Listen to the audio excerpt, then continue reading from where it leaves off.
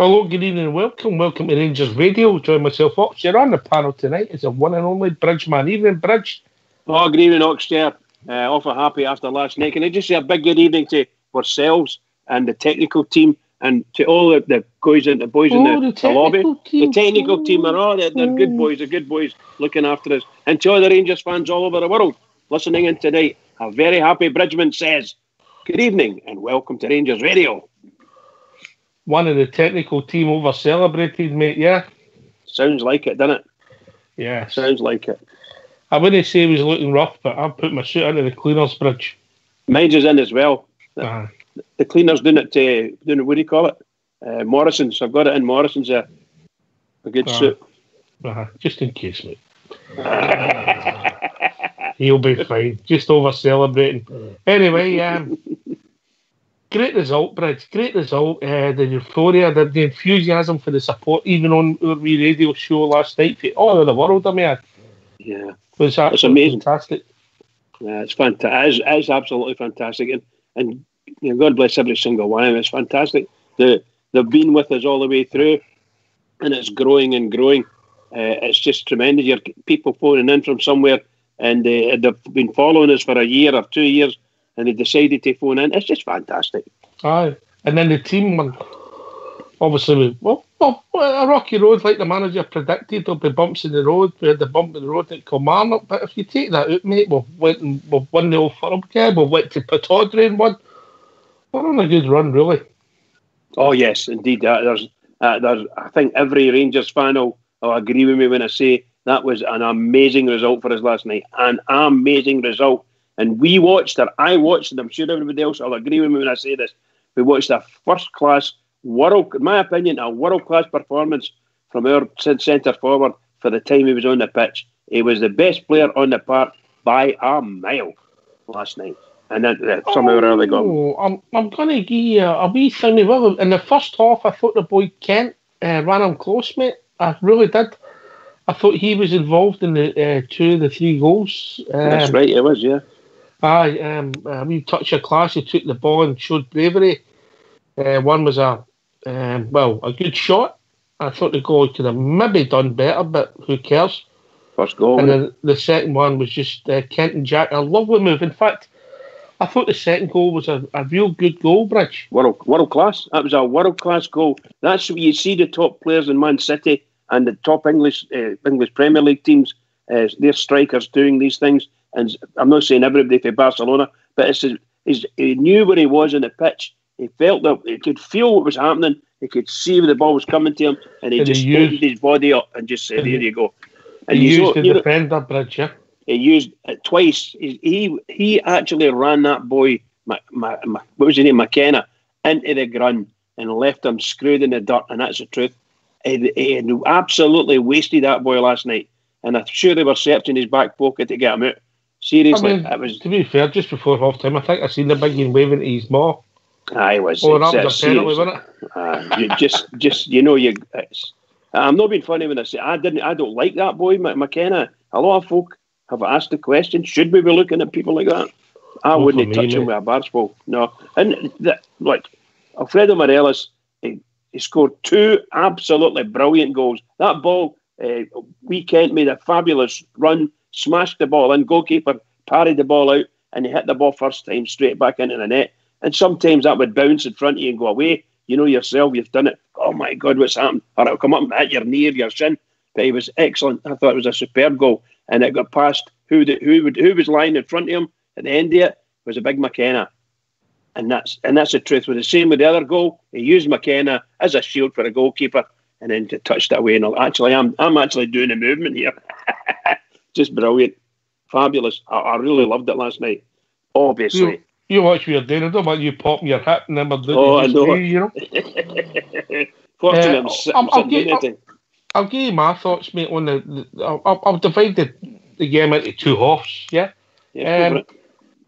We started the better team just slightly, and there was not a lot happening, but there was some nice moves. A great ball for Barisic again, Morelos, intelligent running. Jack burst into the box. And I don't know about you, but I just hit it. Because he thought they had a shot, and then it eventually broke to Morelos, who screwed it past the post. And that was the start. We kept playing, and as I said, I felt Kent was the catalyst. He got the ball for, I think it was Jack again.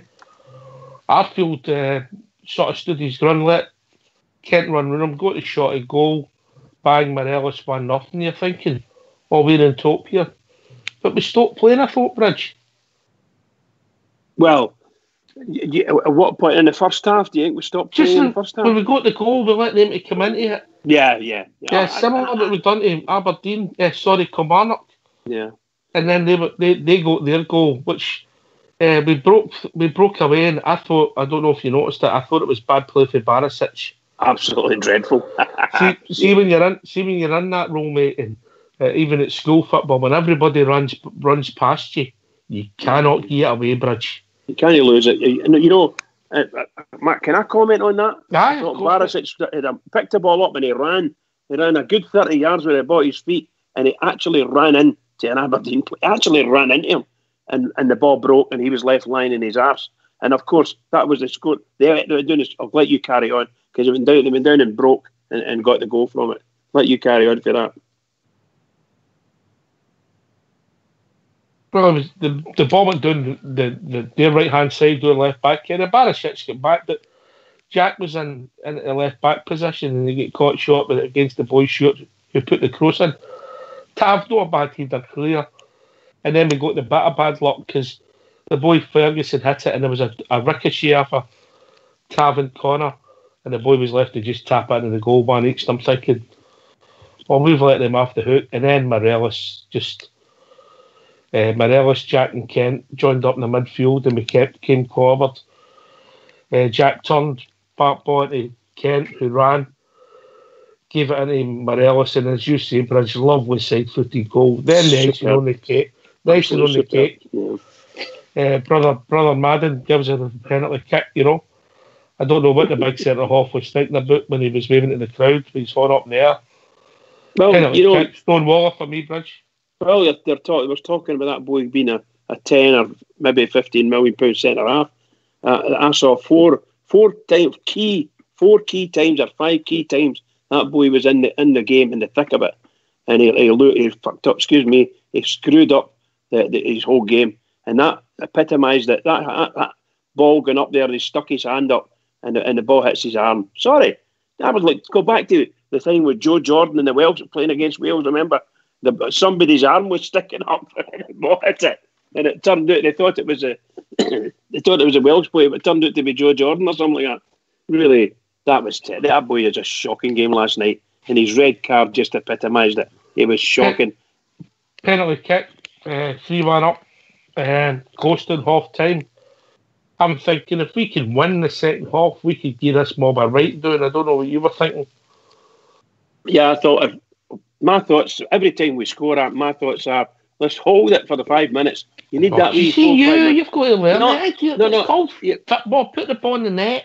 Aye, fine if you can do that, but you know yourself, when you lose a goal, your weakest point. So you've got to hold your nerve and get the ball and gather it. And I'm afraid we came out at half time, and well, what can you say? The penalty. I've got a comment to make on their penalty. I hinted at it last night, and I've looked at that about 4 or 5 times now. And that young boy, Ferguson, he sucked Tav into that. He allowed Tav to get really close to him. And he allowed it, and he ended up holding with his right hand. He got a hold of Tav's arm, right?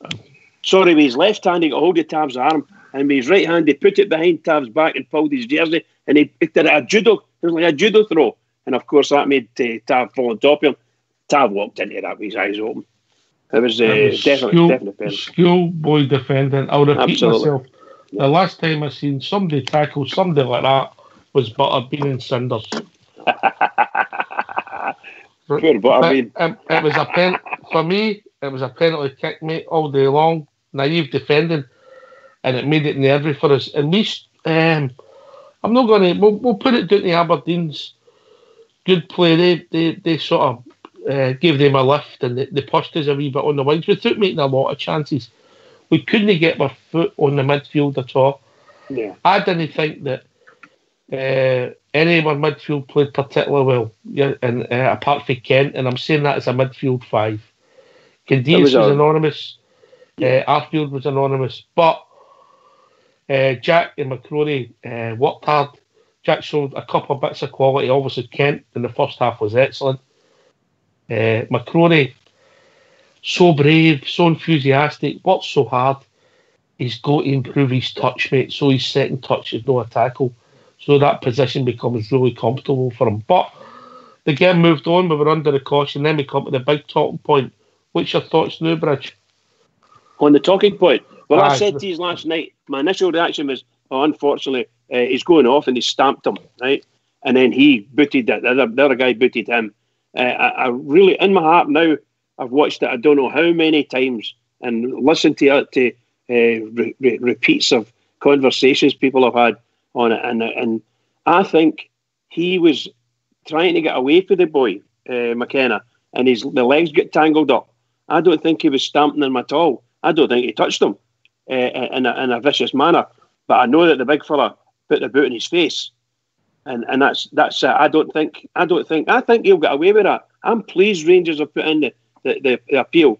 I think they could get away with that because I didn't see them initially when I first saw it.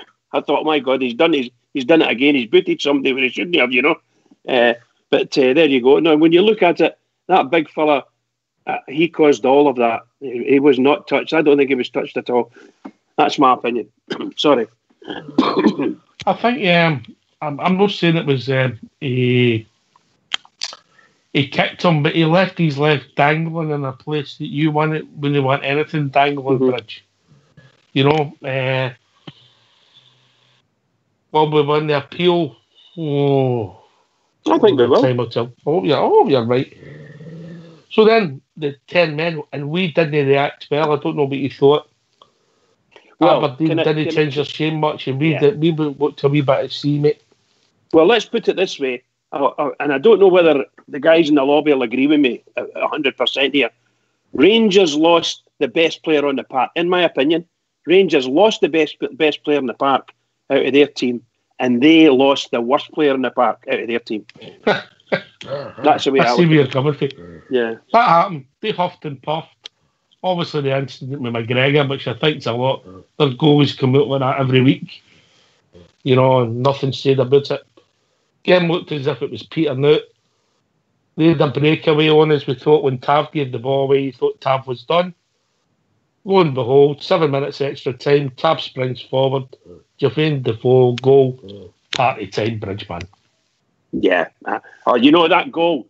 They never spoke about it because I watched the BBC again, the highlights programme, and I watched the Aberdeen the Aberdeen Rangers game, and they never showed that at the end. I was waiting on them telling us how wonderful Defoe was, the way he took that ball. And in fact, the truth of the matter is, and I thought he was out on his feet, but when Ryan Jack got the ball, held it out in the wing, I thought he was going to go down to the box, or down to the corner rather, and he turns back and he passes it to Tavernier.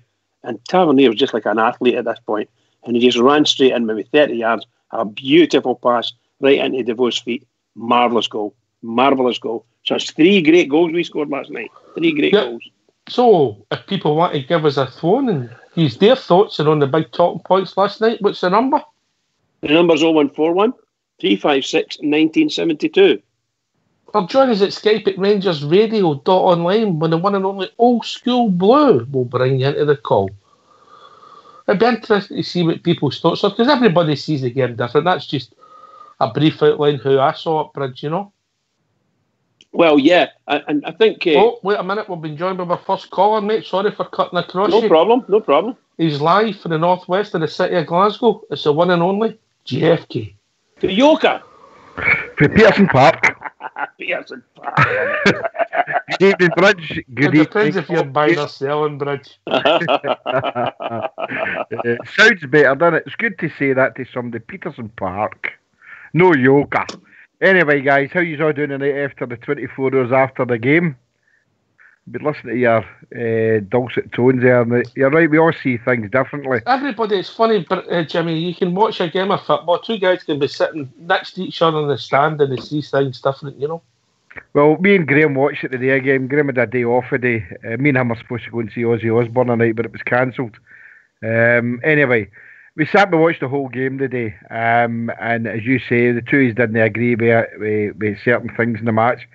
I don't think Alfredo will win his appeal. I don't think he should win his appeal. I think he looks. I know what Bridgie's saying there, but I think the more I've seen it, I think he's left to fit in as somebody said last night, the Hall Moys. So I think they'll make an example of him and they'll make him do the 2-game ban, because I think people, the media's driving towards any Rangers player getting banned, and I think the compliance officer will go against us. And saying that, the McGregor thing, I don't know if the compliance officer is able to do anything or if that time has passed, but I hope the time has passed, because every media outlet at the moment seems to be that they all say that Alan McGregor should have got a straight red card. Me, myself, I thought it was a bit naughty and it probably merited a yellow, because goalkeepers are protected in a lot of ways. I don't agree with a lot of the protection they get.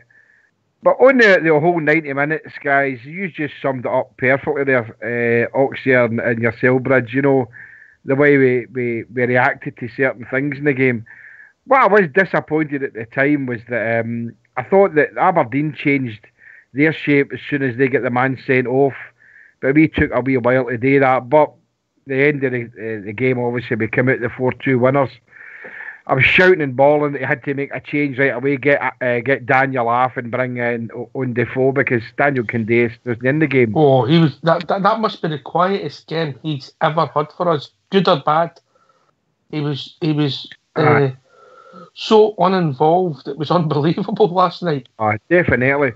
But all in all, Oxyar, you know, we've got to be really, really pleased. You know, it was a really entertaining game. It had everything. But if they start if they want to go like for like with Alan McGregor, then if they need to look at the situation with Gordon when he done a Bruce Lee on the Alloa player in the Scottish Cup. All he got for that was a booking. So we'll just need to wait and see. I don't know if the compliant officer looks at these games in midweek after the weekend or what, Oxyar, but I'm just hoping that we could. I'm not saying we can afford to lose Fred, right? But if we lose Fred, right, for a couple of games, we have got replacements there. But if we lose Alan McGregor, I'm not too keen on Foderingham at all. Well, I think he's done all right. I think Foderingham will play on Saturday, mate. Well, I hope no. I think we've got to keep the momentum going and play the full team. We're not playing Cowdenbeath or Berwick Rangers. We're playing Kilmarnock. So maybe you might be right, mate. You might be right. I hope he does. There we go. There, see that difference in opinion again. Bridgeman, if people want to join us, what's the number? The number's 01413561972. GFK, what can they talk about? Everything about the Glasgow Rangers. But you can also join us at rangersradio.online, where you've brought in by the one and only Old School Blue on Skype. It'll be great to hear from you now that the dust is settled. Can I come in on the what you were talking about there with McGregor? Yes. Look, the two of them, obviously they've had a tete-a-tete, and the young lad came in to get him back and actually got him back.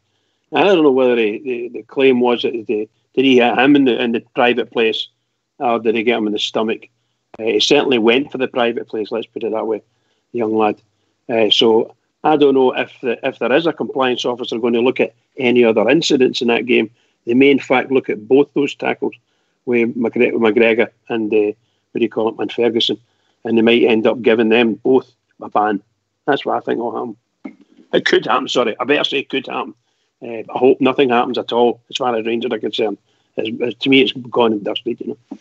Bridge, did I hear you say you watched BBC, mate? I watched the BBC highlights programme for the Rangers game.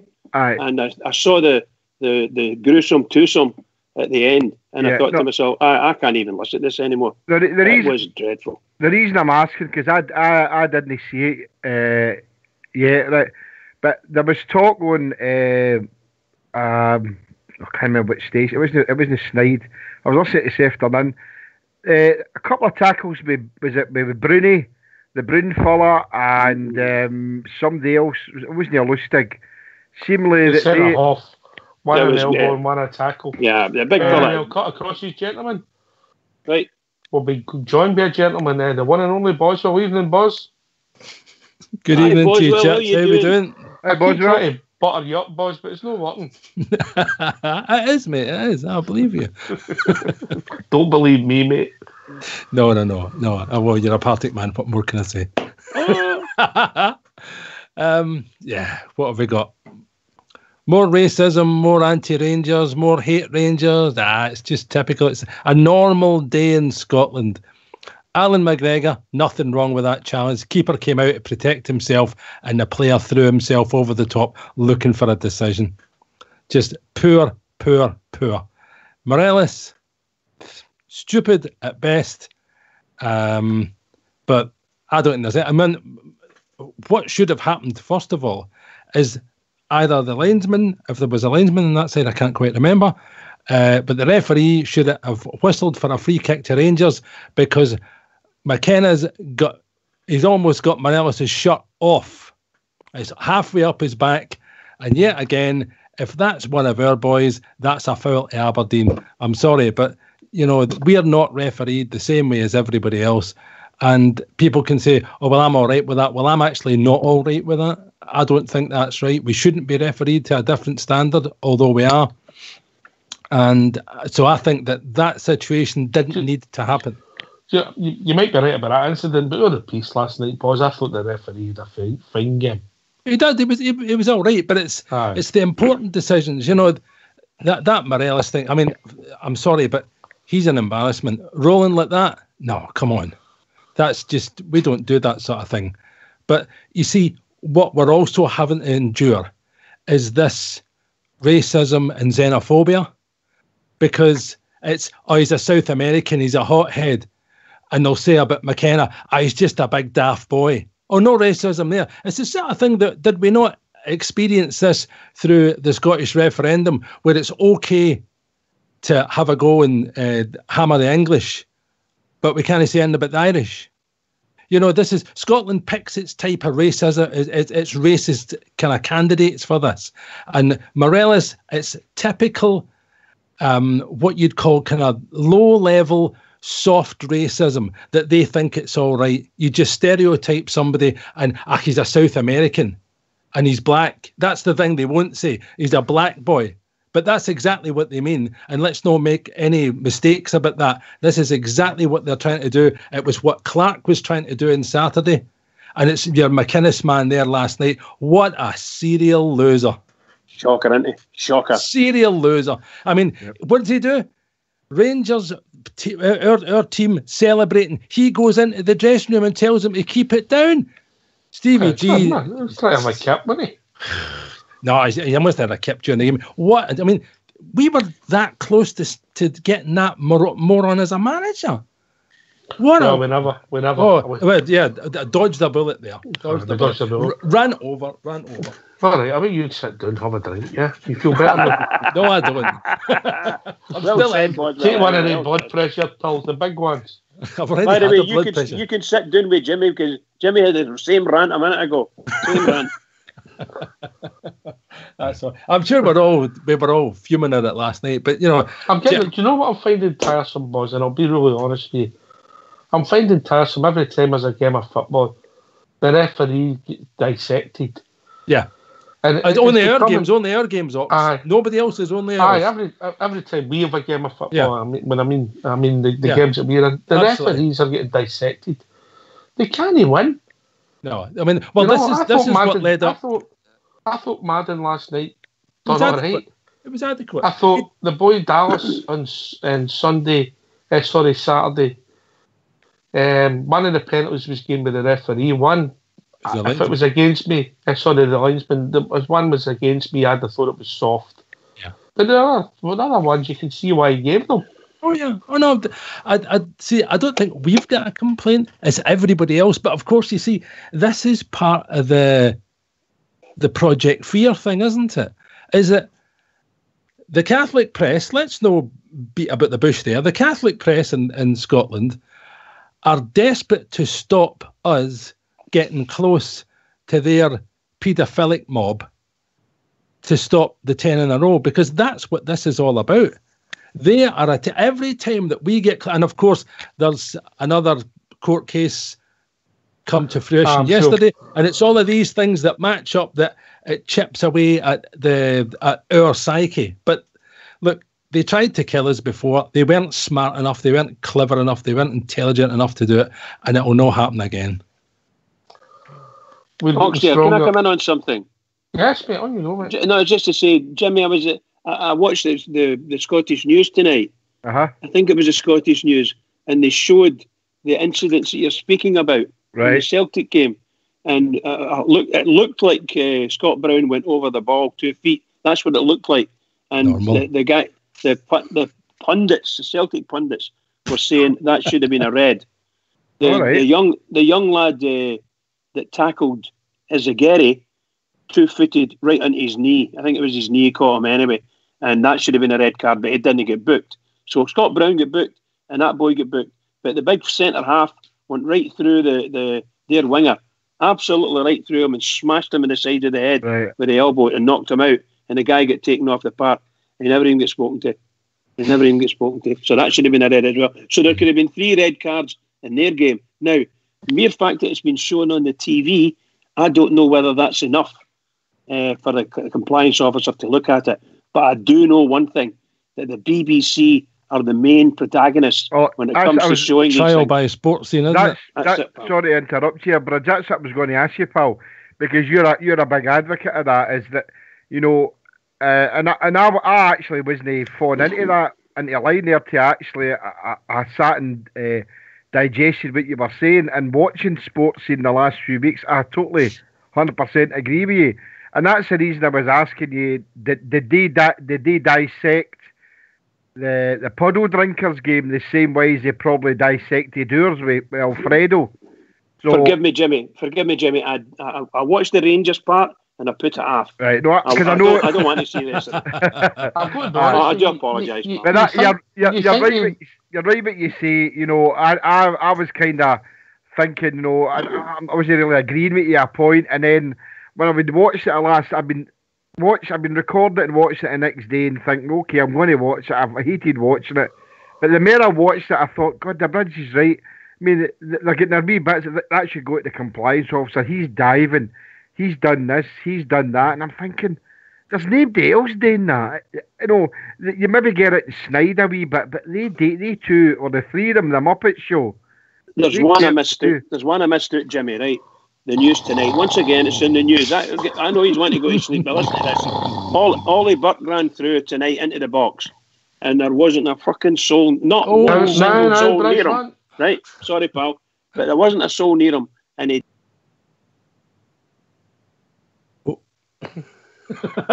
Well, that's that. He'll be back. He should know better. He's saying that right. He's on mute. Come on, Bridge. Come off on mute. You get too excited there. You're back. Sorry, boys. Sorry. It's a bad language filter kicked in there, Bridge. I think that was Oxdear shutting me up there. The bad language filter. I do apologise. I do get upset with them, listening to them. But that was a pretty bad one as well, Jimmy. So the complaint, again, it was on the news. I never saw it. I was reading Follow today, and they were talking about... Princeman, you're going to have to stop watching these programmes. Listen to what I'm saying. I was reading Follow today, and a lot of the guys were saying that even the highlights programme didn't show the bad foul by Scott Brown. There you go. I didn't see it, so I haven't watched it. You'd have thought they would have led with that to show all the people that never turned up at the stadium the game, wouldn't you? Aye.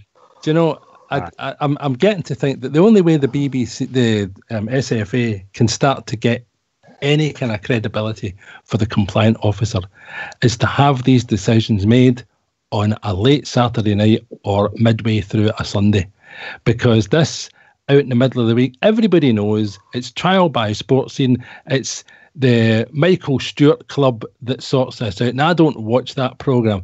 There must be another number of outlets that I can watch the Rangers game on. I have no interest in watching Celtic, none whatsoever. But there's no way that the SFA can make that compliance officer position kind of tenable without having to make it completely impartial. And the way it is, it's not impartial. It's the political situation that surrounds the BBC and surrounds Scotland and doesn't surround us. We then are othered, and I think that's completely wrong and undemocratic. The first thing you've got to do is we're about winning football matches, right? And the more we keep winning football matches, if you think you've seen it yet, you ain't seen nothing. No. If we could manage to win every game up to the end of March, you ain't seen nothing yet. Pressure does strange things to people, JFK. Of course it does. I mean, we've all been under pressure at one point in our life, and things can take a horrible turn, you know. So if you can't handle it, as they say, get out of the kitchen, you know. But there's a lot more drama to come next year, definitely. A lot of twists and turns. Oh, I know. And it's going to be good to be part of it, you know. And I can't wait. I can't wait. I mean, the end of this month is a big month for us. If we can win every game, then and they maybe drop something because they're coming into some supposed harder games. So we'll soon see what happens, who the pressure's on, and let's hope that if that does go our way, then let's hope that they feel the pressure, because I think Brenda's feeling the pressure. I don't think he's for there long. So. Stevie Clark's doing a good interviews and that for him, so he's just waiting. He's wanting his ticket, Jimmy. Aye. He's wanting his ticket. Anyway, if people want to come and join us, the number is Bridgeman. 0141 356 1972. So come on in and join us. Or join us at Skype at rangersradio.online. Online? What did I come for? Online. Oh, hey. You should have your own show on here, Rock. You have your own show on. I come for JFK. Now we're much like to where am I? Terribly fan low fair, I like that. I will do that again. Bridget, people watch. Oh, no, just leave it as it was. It was fine. Brilliant. By the way, you meant Skype in at rangersradio.online. Oh, dear. I'm still not getting you've got a new ringtone, Bridge. Somebody else's teeth in there tonight. What, he's a shocker? The man's a shocker. Telling you. You're standing in the queue and that goes off. It's brilliant, mate. Anyway, talking about guys who aren't shockers, we've been joined by George. Evening, George. How you doing, boys? All right? Hi, George. I'm sorry to disappoint, but actually I want to talk about football and I want to talk about thank God you're here, George. It will never catch I watched everything that happened today and everything it says. And by the way, there's a wee boy at my work, and he's actually, to be fair, he's actually quite fair about football, but he's one of the bad gents, you know what I mean? And he said to me, they actually said that goal Freddie scored yesterday was absolutely, it was different class. Look, see that second goal, that was world class. If that was in any other, if that was your Kane or any of the boys scoring it down south, we'd be seeing it all day and everybody would be about it. But we're talking about wee Alfredo and his crack pottery side. Now, we all ken he's got that crack pottery side about him. I'd want him to change it a wee tiny bit, Ox. Of course I would, because I didn't want him every 5 games. No, a lot, George. That's what makes him a player he is. I know, but I would want to change it just that wee bit, Ox. I really would. Because I don't want him being banned every 5 games, Ox, for 2 or 3 games. I know that's what he is what he is, and we've got to understand that, Ox. But that last night, I thought he was different class. I thought he done everything. His work off the ball, his aggression. I love everything about the wee guy, Ox. As long as we can hold on to him, I think we'll do really well. I said last night I thought we played really well. I don't know if we played really well or if we just got the job done, Ox. But there's a lot of guys in that team last night that we always talk about. You need the boys to be a 7, and I think they were all a constant 7. I thought Ryan Jack stood up, and by the way, we played better against them Hawks and lost. So it just goes to show you that it's not always about playing great football. It's sometimes just about getting the bit about. That was arguably their best performance against us this season, George. Aye, it was, and I thought we were excellent Hawks. I really did. I mean, and something I'm going to put my crash helmet on when I say this. See, to be honest, see for Rangers and the Rangers fans, see to be honest, see if Alan McGregor got cited and got a 1-game ban. It'd maybe work because maybe he'd stop this daftness because he done it against Celtic and got away with it. He done it last night. He can't keep doing that, Hawks. And didn't get me wrong, I would like to kick them as well, and kick the one he kicked in all for him day as well. I would like to do that, but we can't afford to lose him in games, and he could do that against us at Murn or Motherwell or something like that, and miss a Hibs or a Celtic game. So he's got to start being a wee bit more clever about this. And I ken he likes getting a kick on. He's a Rangers fan like us, and he likes taking it and saying to the fans, "Ken, look what I can do this," and that's good, that's fine. But I think he'll need to be a wee bit more clever about that. Hawks. What he done last night was proper for me. Was a sending half Hawks and a penalty kick, and it changes the game if it gets seen. All right, well, I think George, whether you're right or wrong, what I will say is there's goalies come out with that every week, you know.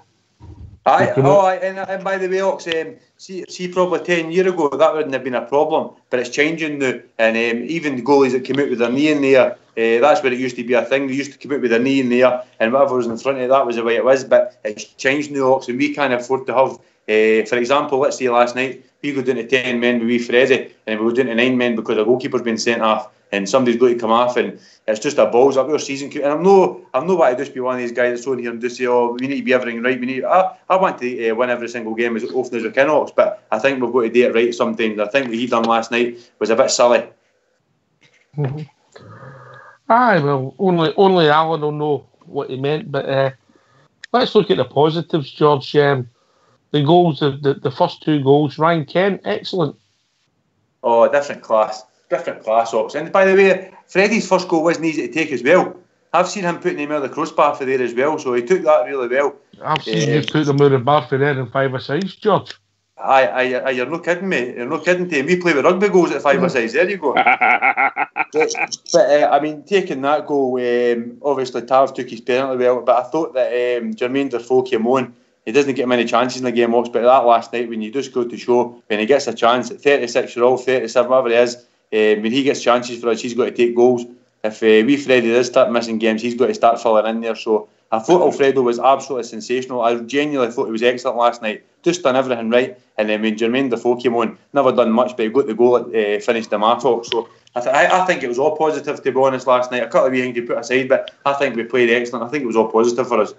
JFK, can I ask you to do a favour? Yes, mate. Can you look and see how many goals Defoe scored? I think it was 3, and how minutes he's been on the park? If I can, mate, aye. That'll be interesting. For us, you mean? Aye. Not for his whole career. I'm going to see October with her. I'll try that. Okay. If you want to do his whole career, it's up to you, but maybe it's just his Rangers career. Right. Off the top of my head, I think it's 4 and 5. I think he scored 4 goals in 5 games. 3 goals. Is it 3 goals? Is it 3 and 5 or 3 and 4? Kilmarnock. He got the penalty. He never scored at Livingston, did he? No, he didn't. He got one as well, right enough. He got one against George? The Swiss, was it? No, the Finns.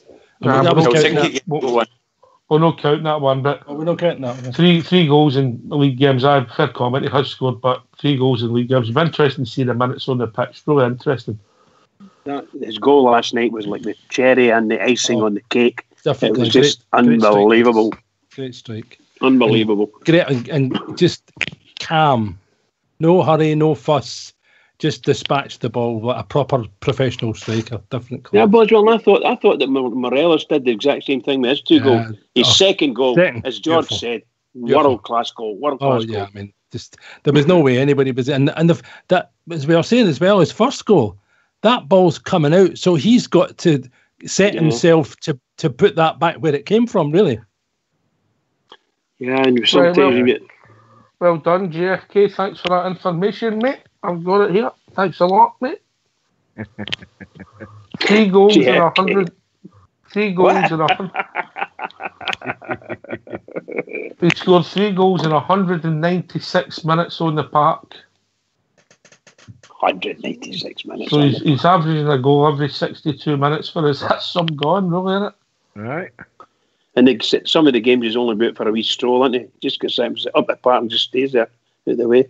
He moved himself a wee bit further last night. Just a sub last night, yeah. I'm saying that, and he moved himself a wee bit further. He scored a goal as well. Oh, what a wonderful goal! Yep. Wonderful goal. Yeah. I thought it was one. Sorry, pal. Sorry. I was going to say that was one of the best victories I've ever seen that Rangers have had up there. It was just unbelievable. Just unbelievable. Oh, I mean, no. That was a fantastic result for us last night. A great result, but yeah, absolutely. 3 great goals. Wow. I mean, we're not there and destroyed them with moles. Oh, and I know that. 5-1 minute. Go way back. Yeah. It's, to me, it's up there. The whole issue, the emotion, everything about it, just fantastic. And we went about 9 years up there, wasn't it? Was it 9 years? I'm still just dragging myself back for the third division. That's me. I'm just dragging myself back to the third division. I take all these things and go, oh, this is wonderful. Because think back 15 years, we were just one of the top teams in Europe, and still a top team. We're still a top team, of course. Never not been a top team. So. I find it difficult to go past that really horrible time that we had. I had terrible memories of that. Terrible memories. Horrible times. Away. I'm up. Get counselling, Bridge. Get counselling. I need it, pal. Might be in a good mood. We won, George. Oh, we've been joined by Blue Shadow. I'm sorry, George. I'll come back to you, mate. Evening, Blue. Evening, mate. How we going? I'm all right. I'm in a good mood. I want to talk about my goals. I don't want to talk about politics. I'm here enough in about in my day job at BBC. I want to talk about Rangers and scoring goals. I just want to ask George one question before we get on about the football. Now that daffodils are out, is it time to bring Lafferty back since Morelos is going to get banned? No, I would get a couple of weeks yet. The frost is still in the ground. Blue, I would get another couple of weeks yet. Just in time for the Easter eggs coming out, and the big man will come out, and just in time for it, the daffodil will come out. Daffodils are out good here, man. The thing is, Shadow, I said about Big Lafferty, that was what we had on the bench. So, for example, if he's missing on Saturday, we had him on the bench.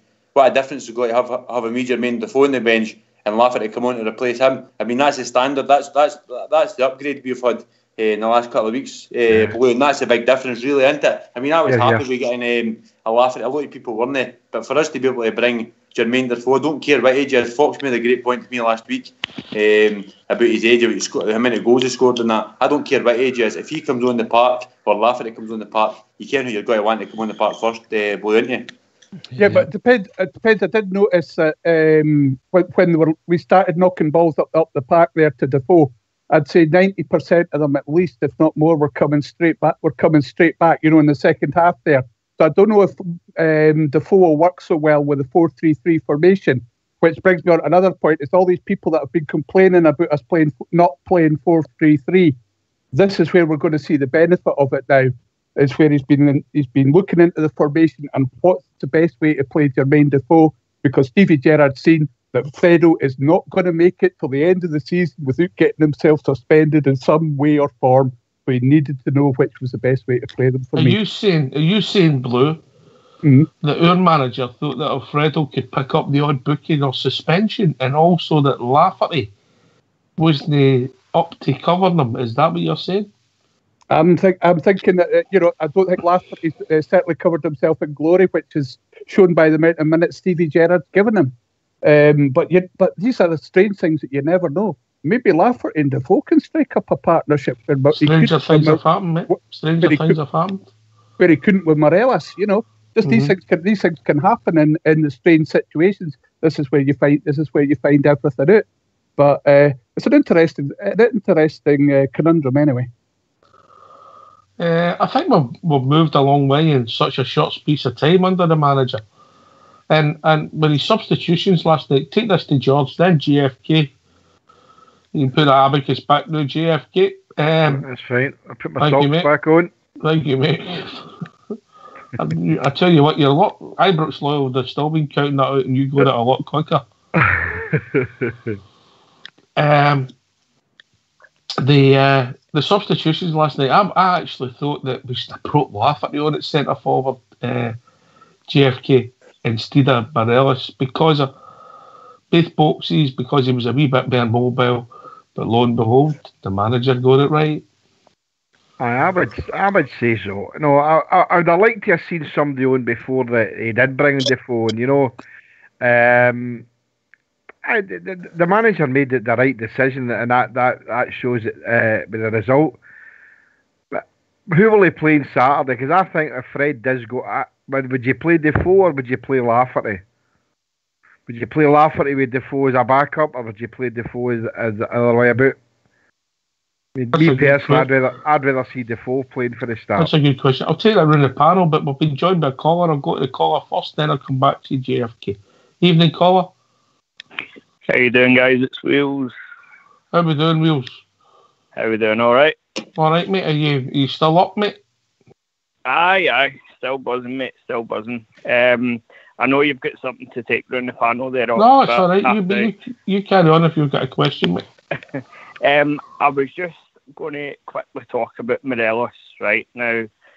For me, there's two ways that this can be handled, and I just want to see the panel's thoughts. So either Stevie can just carry on, let Morelos carry on as he's doing, or does he give him a bit of tough love and drop him and say you're dropped until you can sort your temperament out? That's for me, there's two options there. Thanks for the call, caller. The second option ain't going to happen, yeah? Because I'll tell you now, in professional sport, it doesn't matter what you do. If you're a good player, a top man, you play. Boswell.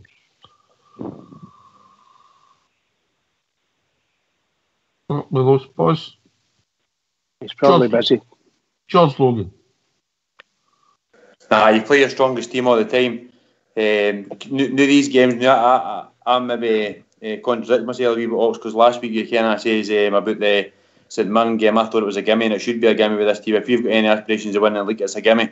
Playing Cowdenbeath's another one, so I said make 7, 8, 9 changes, whatever it's got to take to keep our guys fit. Because let's be honest, if Alfredo got sent off against any of the teams last week and he wasn't fit for yesterday's game, it would maybe been a different game. So now it's back to that point in the season. You were perfectly bang on when you said the other night, the Rocks. What you do is you play your strongest team now going into these games. This is a massive game on Saturday. The Foley game against St Johnstone is a massive game. We play our strongest team at any time, play our best formation at any time, and see if you're sitting on the bench, you better be hungry and ready to come on like they guys were hungry and ready to come on last night. They guys have got the jersey they know, and it's your opportunity to take their jersey off the mocks. So for me, always play your strongest team at any point. Now anyway, going ahead for the rest of the season. Bridge? Sorry, pal. Sorry, I missed that one there. I do apologise. What did you say? I've seen nothing. Oh, gone. Oh, yeah. Okay. I was a bit busy. Sorry. What was the point there, pal? It was myself, Bridge. I was talking about Morelos. Oh yeah, how to handle him. Yeah, I was listening to that. I do apologise, pal. I went away. Had to do something there. So as far as I'm concerned with Morelos, I agree with Walks here. He's going to play. He's the best player we've got, without a shadow of a doubt. He's dynamite. He lights the place up. He scores wonderful goals, and he is an absolute necessity for the way we play with football. He's really, really good. He's came onto he's really on fire, So he will play, and it doesn't matter what it is. And I'm with the manager. And we definitely appeal that. To me, there was no stamping going on at all. That's just to me. So it's only my opinion. But we'll win that. We'll win that. I get what you're saying, right? But sorry to come in again, the Rocks. I get what you're saying, right? But my point is, he's getting these red cards. They're getting rescinded. So to me, that's putting in his mind that what he's doing is okay. Only one of them's been rescinded, isn't it? So how do you punish him for it and get it out of his system? They'll be getting fined. They'll be getting fined, mate, and they'll be talking to him. He's raw. he's got a different temperament for anybody else that we have maybe got in our squad. So, can I come in there, Ox? Aye, there you go. How you doing, Wheels? How you doing? All right. All right, pal. The fact is you're saying that you would like him to drop him because his red cards and his yellow cards as a punishment. What good is that going to do the team? No, I'm not saying that's what I want to happen. No, I didn't say that, but you're saying that's one of the scenarios.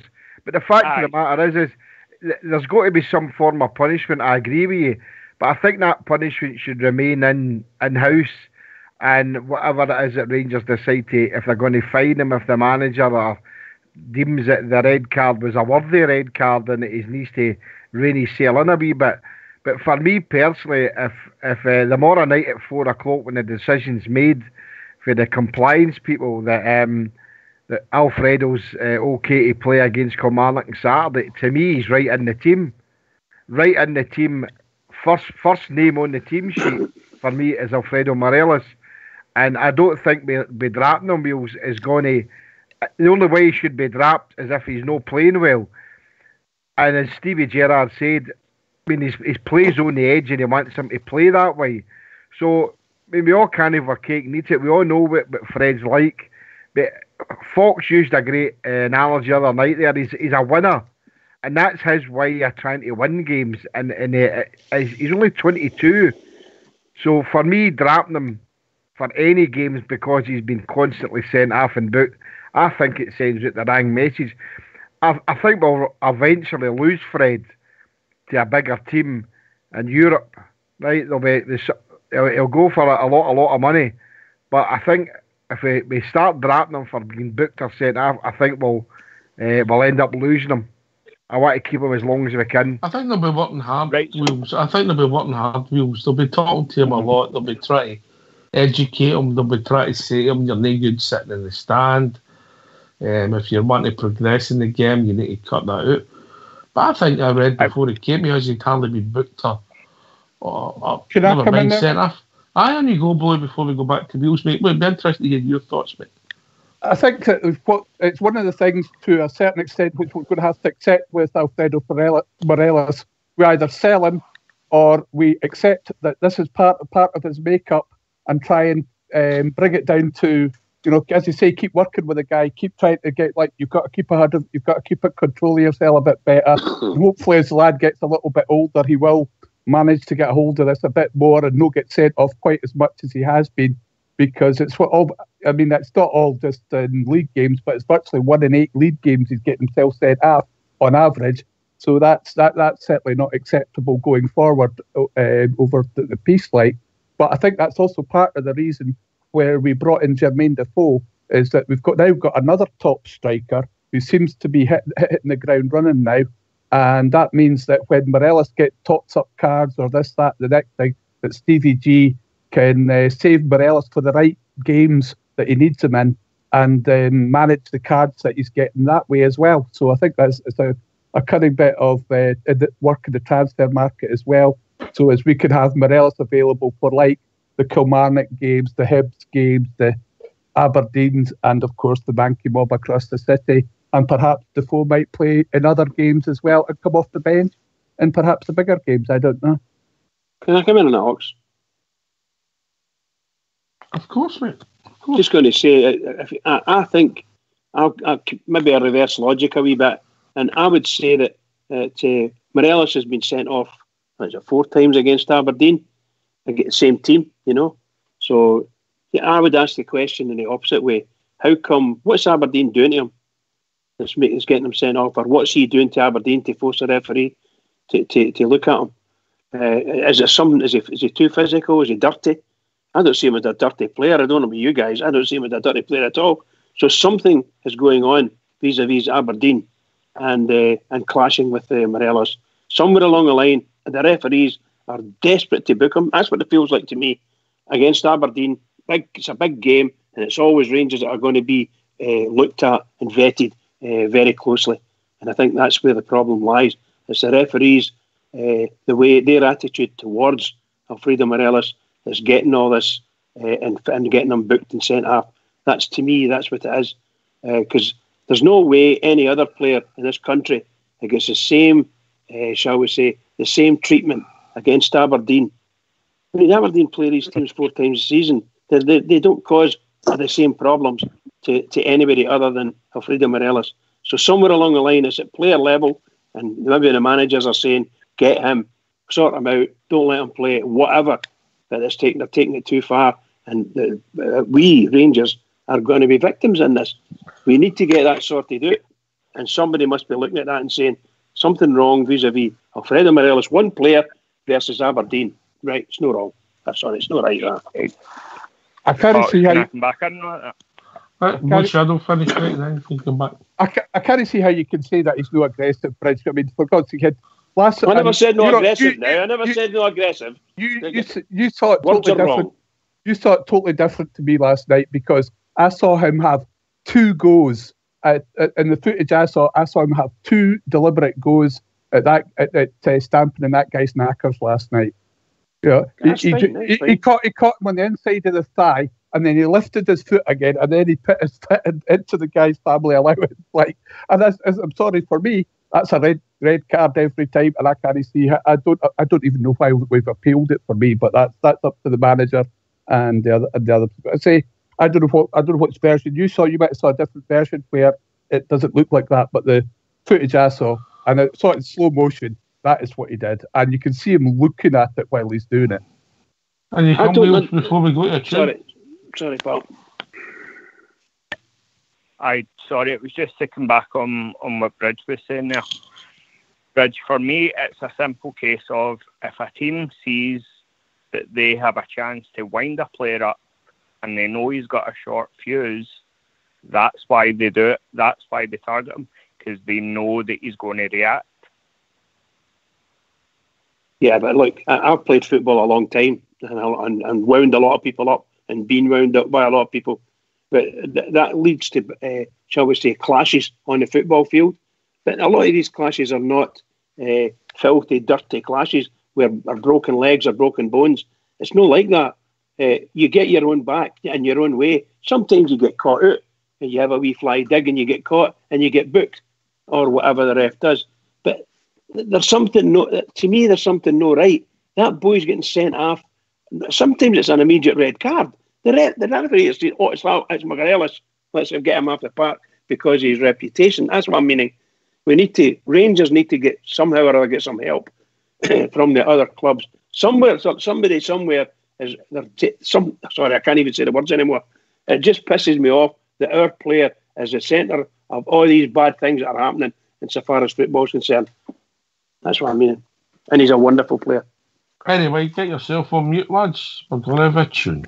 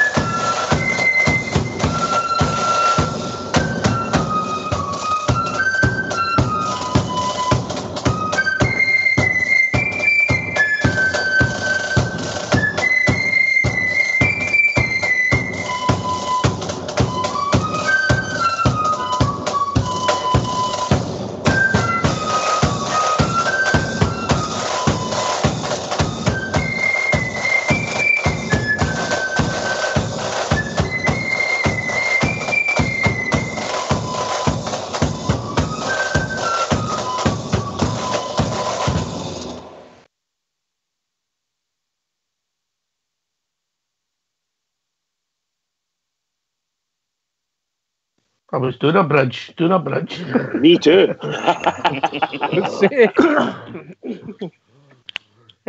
Will Schumer coming back in there, mate? I was just going to say that I don't want you to get the wrong idea, right? I love Fred, absolutely love him to bits. I think he's a fantastic player, right? I don't want you to think I'm bad mouthing him because I'm not, because I love the guy. I just think somewhere there's got to be the right message sent to him, and it's about how we do that. Mate, he'll have had more money took out his wages this year than you realise.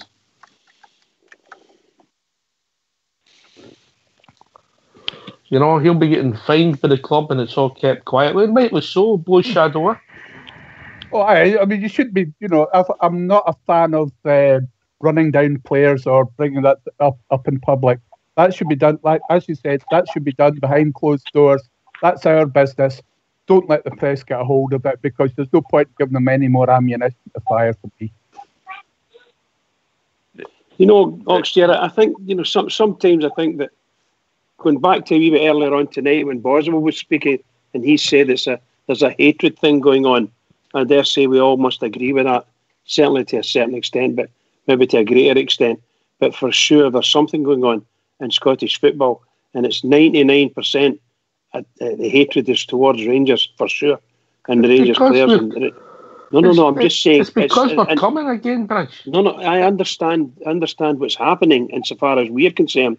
We're going forward. I'm meaning this hatred thing is there, and it's becoming more and more and more, you know. Do you know what I think's going on, Bridge? Sorry, guys. Do you know what I think's going on, Bridge, right now? While Lywell, as I like to call him, might not be working for the SFA anymore, he's still got very close links to them. So if you ask anyway, me, we'll be joined by another caller, and I'll go back to JFK in a minute. Evening, caller. Hello. Hello, mate. How we doing? No surrender. Hi, I've been listening to you here. Right, I'm 69-year-old. All right. Okay. All right. I've had many a kick in the balls. Right. And they're sore. Aye, it's sore. Right. Now, I know that. It brings tears to the eyes. Well, I watched the game last night, and there a guy there said there, he had Morelos had a go twice at the guy, once in the thigh and once in the homos. Now, if he got him in the homos, he wouldn't have got up and started running about like a fucking 2-year-old. You know what I'm saying? Because when I got kicked the balls, I went in, when I kicked somebody's balls, they stepped in. It's a lovely point of view. I'll pass you to my homos expert, JFK. I didn't JFK, how are you? I'm alright, pal. Listen, before we go any further, mate, what's your name? What should we call you? My name is John Aitken, but I'm better known as Bits. Or will we call you Henry Hall? Eh? No, it's Henry Halls. Carry on, JFK. A wee analogy came into my head there. That, I'm just going to say it because I heard the guy there think me. No, see if you take Viagra, it'll not turn you into James Bond, but it sure will make you Roger Moore. Aye. Oh my God, what's going on tonight, you? Anyway. But that was your missus that put that in the call. But listen, I mean, I know John's language is a bit choicy on that, but that's fine. That's the way, you know, a mature gentleman like him speaks now about getting a kick in the homos, you know. And like you say, I've been kicked in the homos a few times before that, but played my footy, and it is sore. But look, the fact of the matter is it's no anything to do with actual contact now, isn't it? No, it's the perception that the player, whatever part of his body, emotions towards the other player, whether it be his head, his boot, his fist, or elbow. So the fact of the matter is that the slow motion pictures don't do Alfredo any favours, and the pictures don't do him any favours either. So I'm with Blue Shadows. I said it at the start of the show. I think he'll get his ban will stand. I would say that it probably should stand because I think the motion that he went forward will mean that he was intending to stone in the guy's homos. Aye, but I know where you're going.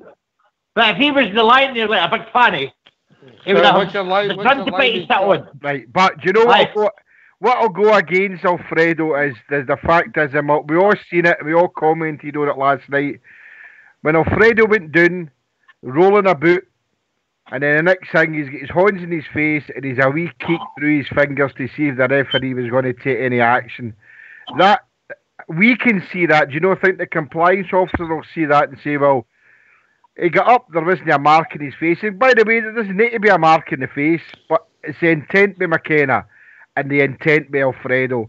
So I'm with Blue Shadows. I said at the start, I think it merits the red card, and I think he'll probably will get his 2-game ban.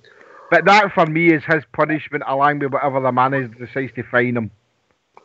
John, if we go to watch it, we get carried away, we start talking about these incidents. We're not talking about the 2 good goals the boy scored. He's got a wee bit in him. He gets involved, sometimes stupidly, sometimes it can't be helped. It's part of the game. But the boy's a good player. Definitely one of the best. But do you not see it every kind of week out that when Morelos on the ball, they're pulling at his jersey, they're kicking his ankles, they're holding him down, and the referees are doing hee-haw McGraw. Like there were about 4 or 5 times last night. He got hauled to the run and that dumpling waved on. The referee. I know a lot of the hee-haw McGraws, but they're trying to wind him up, mate. It's as simple as that. Bridgman. Yeah, I was trying to say that a bit earlier. We know that this goes on in the football, but he's a marked man, both at player level, and I can understand the players, but he's a marked man at managerial level, because that McInnes was mentioning his name, and not for the first time, and with the referees as well. So no matter what Alfredo Morelos does, when he does it well for us, he's a mark. They're going to try and wind him up, as Bits said there. They're going to try and boot him, and we know what's going on. All I'm saying is, what has brought this all on for against one player? Why would the whole of Scottish football turn against one player? He's a 22-year-old magician with a ball at his feet. He's fabulous. So that would mean to me, if any team in Scotland brought Messi over, because he's a great player, he's going to get all this treatment. I just don't see this. Is it because it's Morelos and he's with Rangers? Add the two together, there you go. That's what it's probably. So this hatred thing, at all levels of football, from managerial right down, and maybe even at club level as well, you might find that they all hate Morelos. That's what it might be, from a club right down to that's shocking. That's a disgrace in Scottish football. You never spoke a truer word, right? I'll let you go with your show, and 55's coming, and no surrender, and I'll catch you later on. Bye, everybody. Cheers, cheers, John. See you later on, mate. See you later. What a cracking call, eh? Aye. Live radio, Blue Shadow. Live radio. Brilliant. Absolutely brilliant. I noticed earlier on, see a wee change of accent earlier. Maybe it was for that guy from Michigan that came on last night. I don't know where that came from. I don't know. I was auditioning for some show. I can't remember. I can't remember what I said. GFK. John stole the show. That was gold. That was radio gold, as you say. Look, and I know what, and Macy's can keep what powder drying at, but look, the mature generation, just sometimes the words come out. That's part of their vocabulary, and I know we've just got to watch what we say on here, because there's not just mature people listening. There's obviously people who are offended. Kids, but I don't think it would any malice here. I know not at all. There's been a few, but get back to the football. Football wise, I mean, I said earlier on, I don't want to take the edge away from Alfredo. I'm happy with the manager's comments, Ox, here, that he wouldn't be the same player if he took that edge away from him. And Blue Shadow said there as well. You know, if Can you I take cut that, across you again, GFK? You We'll go, get pal. another caller because I've been so entertaining. Evening, caller. Evening, guys. It's Big Stevie for Baillieston. I was on last night. Big Stevie. Well, we're going to have to get you another name.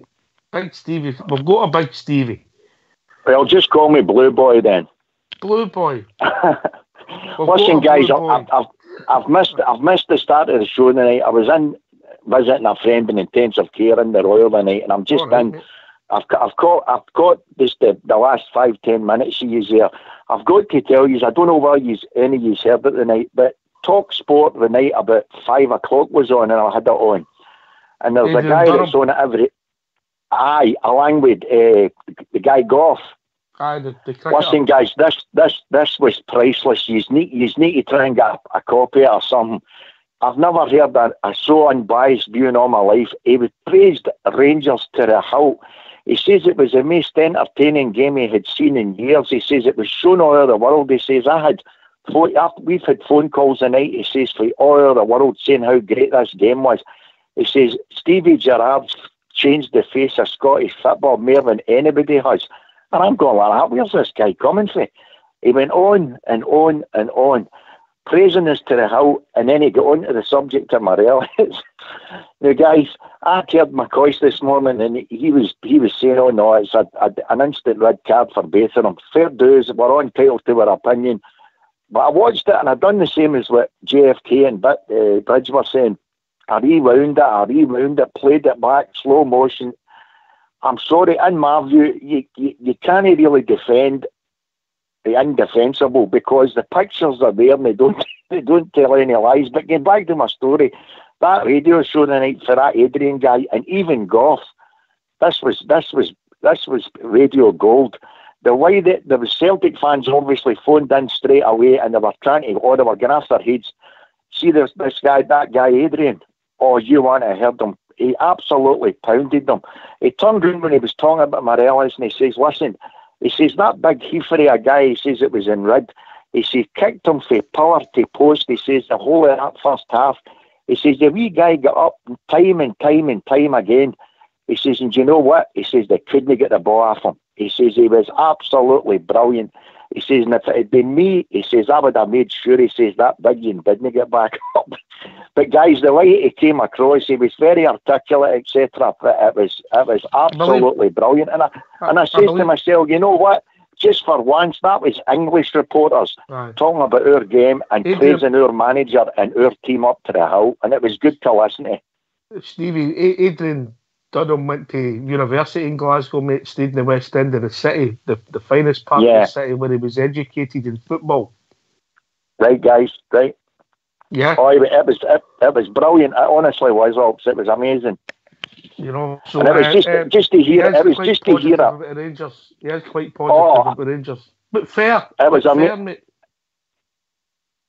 It was amazing. It was just great to hear a different perspective coming from English guys, and when to what we've heard for the last flipping few months. Anytime we get a decent result or anything gone against us, we're getting absolutely pounded for power to post. As Bridge says, the hatred that's coming out of this country towards the Glasgow Rangers, it's disgusting. And it's coming from all quarters. It's ridiculous. Stevie, how long have you been listening to the show? How did you find us? Recently, I've been listening for about the last year or so. Right, okay.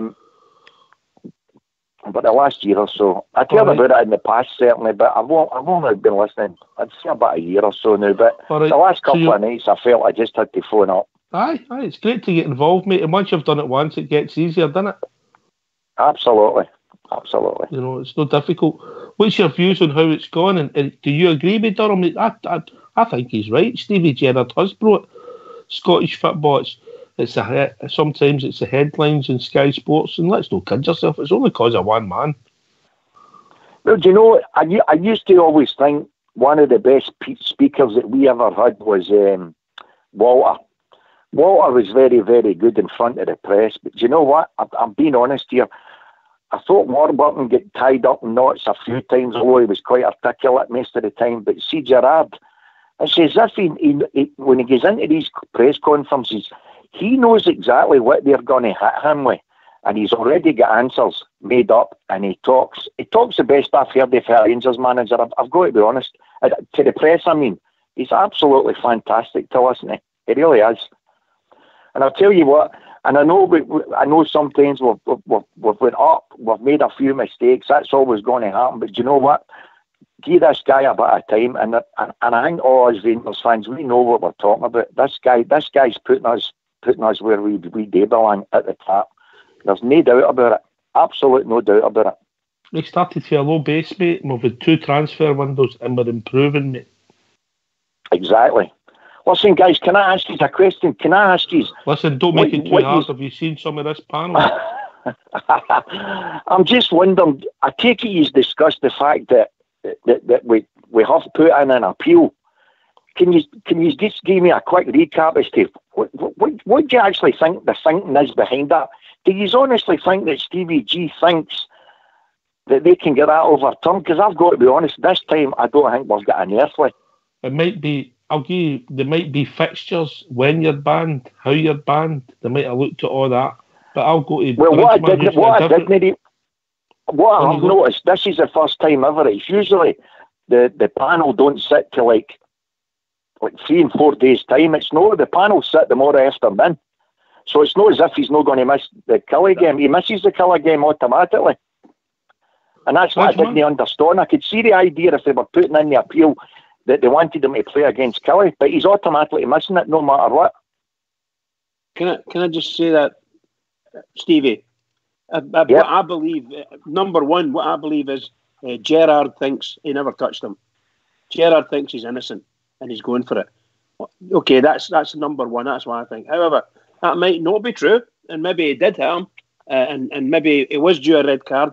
But I think Gerrard's going in there, putting the appeal in the hope that even if it gets knocked back, he can appeal the appeal if he follow. I mean, he's going in there and he's saying, right, okay, we're appealing that, and then they'll come up with something and they'll try and appeal that, and that lets them get another couple of games. And then before it happens, just like Oxter said there, they could maybe choose a time. You know, they could say, right, yeah, then we'll go. If we put another appeal in, we'll get it heard in 2 weeks' time, and we'll be over the heavy stuff then, and we can take it with the 2 easy games. Or words to that effect. But I really sincerely believe if it was me and I was the manager and I thought, initially I did think it, I really did think a definite red card for 2 of them. The 2 of them were at it with each other, blah, blah, blah. But the more I looked at it, I must have been 20 times. And I got to the point where I can't see where the contact was. I know it looked at, I can see what everybody says, it was there. I just can't see the contact. I don't think he touched him. But the other fella touched him. No, I totally agree with you. I've done the same. What I'm saying is, I actually don't see his foot actually making contact with him. Yes, he gestures as if he's going to do it, and I know it's what to do with the wording. Yeah, I totally agree with you. I'm just saying, if they look at it, when you actually look at it with pictures, you actually don't see his foot making contact, but it's if the intent's there. You know what I mean? That's the way they word it. Anybody else want to come in? I was just going to, Stevie, there's a couple of the boys on the panel and on the lobby as well, think differently from me, and they think it was a deserved red card for Morelos and the other guy. So I'll let you talk to them. They'll maybe get a bit more sense than me. Oh, yeah. KFK, you come in. What Blue Boy's saying there is right. You know, it's all to do with intent. As I said earlier on, before you come on there, Blue Boy, my statement was that whether he touched him is neither here nor there, mate. The fact of the matter is, the rule states it's the intent. And if Fred's motion towards him, his Holm, as I've been calling him, with his boot, then it's the intent to attack that area, basically. So there's a big no-no on that, as we know. So I don't actually think he did touch him. And I don't think Fred was touched either, but the 2 of them were sent off. I don't think that the red card will be rescinded. What I can say to you is, I don't know if your information is right about him being banned for the Kelly game, Blue Boy. Oh, yeah, he is, honestly. Is he okay? Fine. No, all right, okay, I'll take that. I thought that the reason they were holding it tomorrow was because and the chance that he could play on Saturday. What I have heard in the last 5 minutes when we were all chatting away and listening to you there, Blue Boy, is that the puddle drinkers central defender has now been reported with a compliance officer for his. Oh, brilliant! Aye, Simonovic. Aye, he's getting caught up. Right, well, I just seen that. Somebody just sent me a message here saying that he's been thingied as well. So we'll see. That'll be interesting to see who comes out, if it's a draw or if it's us. But you're right in the aspect, Blue Boy, that it's the intent, mate. It's the intent to do it, and I think that Fred will probably get the 2-game ban, and we'll just need to take it for there. And you come, George. Wait a minute. And you come, George. Yep. George is sitting there patiently. Oh. Aye, sorry, Oxford. Doing a big man there. It's easy done, mate. I think that Jimmy's bang on, by the way, Ox. I think it's I think he caught the boy, and I think there's intent there as well. This could lead up to a 3 or 4 game miss for Alfredo. He's going to miss these 2 games, and I think if we appeal against it, I think he can get up to 3 games if we appeal against it. And then 4 games, Wheels, is that right? And then I think he's got 1 more yellow card to get, and that's about the threshold, because he's only 5 now, so as soon as he gets another one, that's him missing another one. I mean, he could possibly miss 4 or 5, get 3, 4, 5 games for us over the next coming months, and that's not going to be very. That was my point. That was my point, guys. That's how I was surprised when Gerrard disputed the appeal in, because they know he's on the threshold mark now, which means it's not going to be a 2-game ban if they find him guilty. It can be 4. It'll be an automatic 4, and then because he's on the threshold, he gives out the numbers, and it's another match or another 2 matches in top of that. That's how I'm saying to myself, is there something they know that we don't know? There has to be. There's got to be. He wouldn't appeal it because they know they'll hammer them. You'd like to think whatever we're doing, they've done their homework and they're doing the right thing for the team, plus Alfredo, yeah? Can I come in with a related question? On you go, Blue. What always amazes me in these situations is how come when we've got a key player that's been either, he's been sent off, he's been possible suspension and all the rest of it, they're able to convene a panel within, well, in this case, it's damn near 48 hours. Yeah, when it's one of the man came up across the city at 2 and 3 weeks. Exactly. And this isn't just happening once or twice. This has happened several times for me. I don't know if anybody else is or am I making this up and seeing it through blue tinted glasses, but it seems to have happened several times. Yeah, totally agree. What was your view of the sending off, Blue? That's a sending off. I told you earlier, it's definitely a red card. For me, he had 2 goes at him. He said they got a wee bit tangled up, and if he'd left it, that he caught the guy on the inside of the thigh with studs, I think he could have got away with it. But the fact is that he's looking directly down, and he picked up his foot a wee bit and puts it back down. Now, in answer to what John was saying when he came on earlier, I don't think he put he did. I don't think he got a good boot in or anything, or possibly never even intended to get a good boot in, but was sort of like a warning sort of thing or whatever was going through his mind. But as JFK was saying, that doesn't matter. It's intent, and he's going to get a minimum of 2. If he gets away with 2 games, I think we'll be doing really well. Yeah. I think it's more liable to be. I think it's more likely to be 4, and they'll take every opportunity they can to make it as long as possible. Yeah. I don't think I think they'll get an automatic 1 game added on if the appeal fails. But I think automatically if the appeal fails. But if in the context that they're looking at it, they might think that was a really dangerous one, so they might add on a game. So we could end up with an automatic 2-game ban, an automatic 1 game on top of that for appealing. Yeah, if we lose the appeal. So that's going to get 3, and then another game because he's over the threshold. No, I don't think the threshold comes in on this. I just think it might be the severity. They might think like some of the guys think. It was a really severe. He went and stamped on his private parts, so they might think that's beyond the pale, and they might end up giving both of those players. In fact, Morelos might end up getting more of a ban than the other guys, like the other guy does. Let's put it that way. But that's my point, guys. When we're speaking about it, surely we know Gerrard's no stupid. That's one of the thing he isn't. And obviously he takes advice from those above. So they've obviously looked at all this. So there must be something there that they think they've got a good case, because they know the same as us. The chances are if the appeal fails, he's automatically getting at least another ban on top of that, which could be a minimum of 3.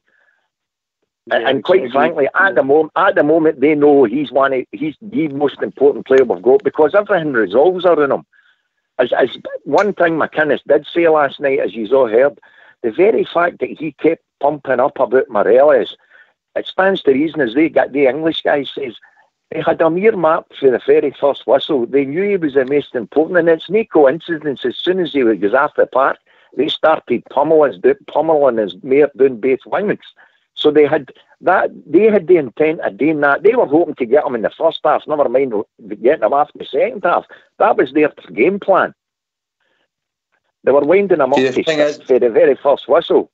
I think it's everybody's game plan. Can you come, George? I can maybe see Gerrard's point, Ox, as in Ken, why would they? Because I've just had a wee quick look at the fixtures there, St John's and things like that. And they're all going to be hard games, of course they are. But we want to get through this Scottish Cup game. It's got to be a hard game, got to Kilmarnock. We'll beat Arthur like 2 weeks ago there. So I think the way he's thinking is, if I can get a appeal in, I think he's got to be banned at some sort, because I think he would imagine he's got to be banned as well. So if he can get an appeal in, he's got to miss this game. The appeal's got to miss this game here, and it'll probably come, because every other appeal has been the following Thursday after the automatic midweek news getting put on the morning night. There must be a reason for it being put on the morning night. I can't just say it's big bad rate. I wouldn't say that, but it is always the following Thursday after each Wednesday. So, like, for example, it's next Thursday after this Wednesday. So if there was games of the night, it'd be next Thursday. If the games it'd be next Thursday until you go to the following Wednesday. It's always next Thursday. For some reason, it's a morning's night. So I think he's been a bit hoodwinked there, because I think if Gerrard knew that was going to be like that, when the appeal case was going to be heard, I think he would have said, right, I'll take the 2-game ban, or I'll take whatever it's going to be. I think Stevie G have all the bases covered, mate. I really do. So? Either he's got something that he'll think that the boy's innocent, or he's covered the bases with the bans, because... Definitely, Ox, I agree with you. There's no way they would be stupid, because if we're all talking about it, they've obviously discussed it, and they would be thinking the same as us. If we appeal it, it's not getting done to next Thursday, therefore they can play on Saturday. Guys, can I just jump in there? I've got news here, right? Alfredo Morelos, a red card at Pittodrie on Wednesday night. The hearing will be held at 6 o'clock at Hampden Park, meaning the Colombian could be available for Saturday's Scottish Cup tie against Kilmarnock if the appeal is a success. So the news and that's right. That's right, JFK. If it's successful, if it is. But he's no automatically. But I mean, if the success is about the red card, but I think some people are thinking that because it could be done to a booking, he'll be automatically banned, but he'll not be banned to the league games.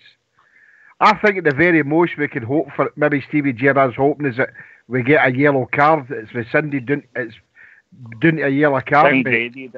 Right, can I cut across these, and I'm going to go to Stevie for Bailliston to start us off. Let's park the Morelos thing. Let's look at the 4 goals we scored away for him at Pittodrie.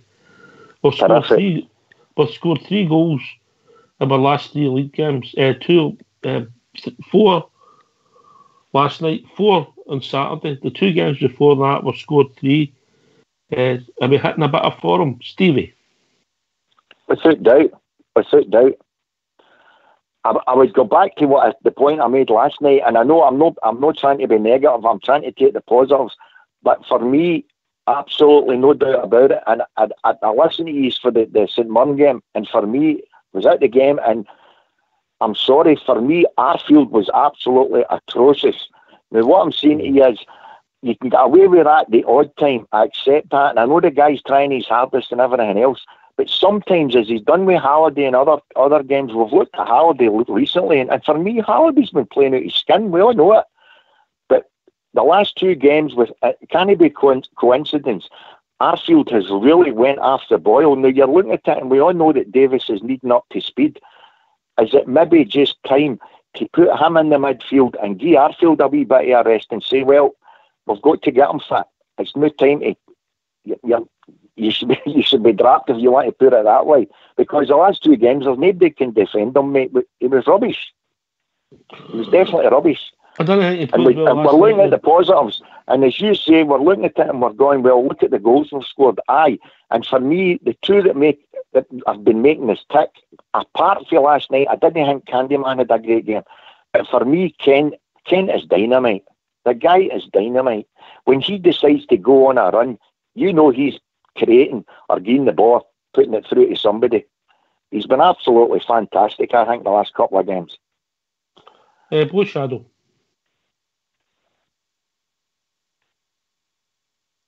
Sorry, but I just couldn't get the mute button off there for a second. Oh, it's done. I knew what I was trying to do. It just wouldn't come off. I think we're getting. I think there is a bit of form, but I think we're still lacking consistency, which was displayed by the second half yesterday. And I think the manager still lacks a bit of experience, because I think when we went down to 10 men, we didn't handle it as well as the Sheep did. So I think there's still room for improvement.